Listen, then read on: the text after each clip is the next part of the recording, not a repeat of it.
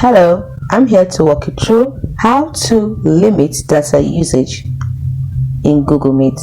Now, you click on the Google Meet app over here, open it up, that's your Google Workspace. Then you can see for Samsung Galaxy over here. Now, what do we do next? You click on the three lines at the top left corner of the screen over here. You can see a list of options. Click on Settings. After clicking on Settings, now we click on Meeting Settings. Here we have the options. Now we want to limit our data usage, which is to save data we use on Google Meet.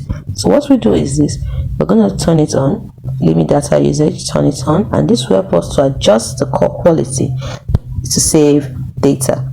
And that is how we limit data usage. Now, if you want to turn it off, just simply turn it off like that.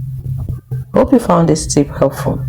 For more like this, click on the like button and subscribe to this channel. Till next time.